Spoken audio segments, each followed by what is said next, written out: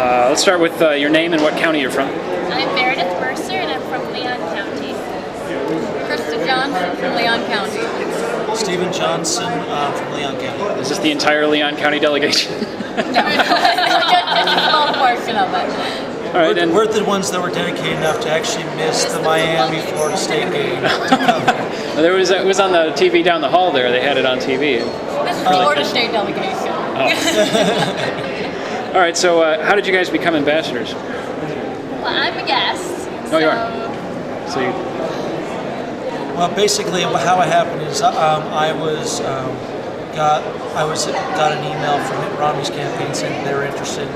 They told us about Presidency before. I went in there. I got involved with the Leon County Executive Committee for the Republican Party, and I got they had a selection process, and me and my wife were both selected to be ambassadors. Wow. And then we started telling other people around the law school about it and asked if they wanted to come too, and Meredith decided to join us. Oh, well, that's great. So how do you guys feel about the state of the Republican Party today?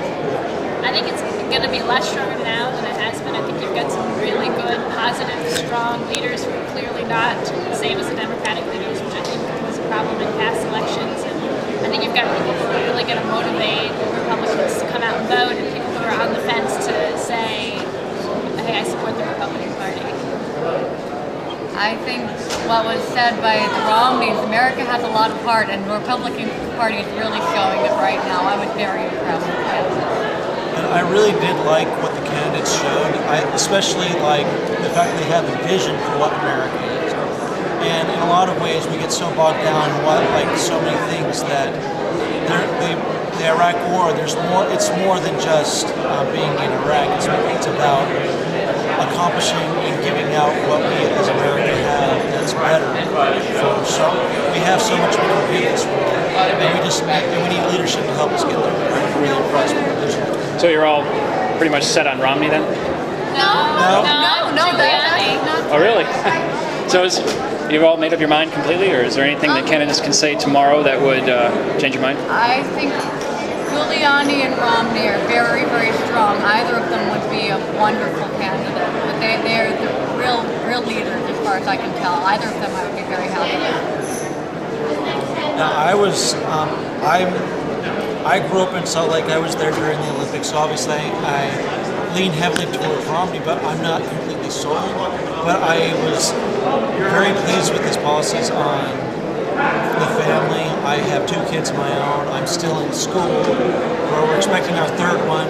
So for me, when we talked about strengthening America's families, I was very impressed with. But I was also really impressed with a lot of Giuliani's things where he wanted tort reform for malpractice suits. I'm a law student, so for me that really hit a chord as well. And I was just rather impressed with both of those 2 candidates. So I'm heavily leaning towards Romney, but I like Giuliani. Have you?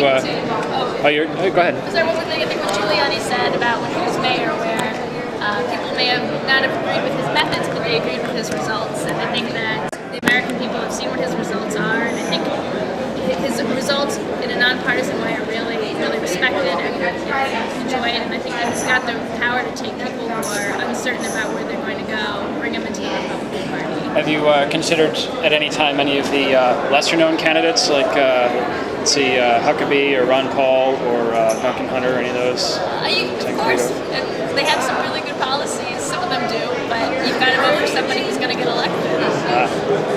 I like Huckabee. I think he's a good guy, but I just don't think he's the guy. Well, when I heard Ron Paul talk about that September 11th was our fault, I didn't consider him a candidate anymore. But I did look at all the candidates, and I made an educated decision, and that's basically, and I'm still evaluating for sure. It's not, January 29th isn't that far off, and although I think I have made strong indications, but we'll see how it goes. So here's an interesting question. It sounds like it's redundant, but it really isn't. Is it more important for the Republicans to win or the Democrats to lose? Democrats to lose. I think it's more important for the Republicans to win. Or, no, that's not true either. It's more important for conservative values to win. And I think we've got some candidates on the Republican side who are willing to put forward I think this is an election for, if the Republicans lose, it's because they don't happen to put their values and their base behind them, because I think America supports more of the conservative values and I think that it's the Republicans' election to lose. So the last question is the candidate's religion of any importance to you whatsoever? There are pretty diverse religious backgrounds among them. I'm Jewish. Oh, you are? So That's right. none of the candidates are. I mean, it doesn't really matter to me what they are, honestly. I think it's important for elected leaders to be religious, but what specific religion they are isn't important to me. Okay. I definitely don't think that what religion they belong to should make a difference on the candidate you vote for. You should vote for the candidate on his policies as a leader, and not on what religion he belongs to. Okay, great. Thank you very much.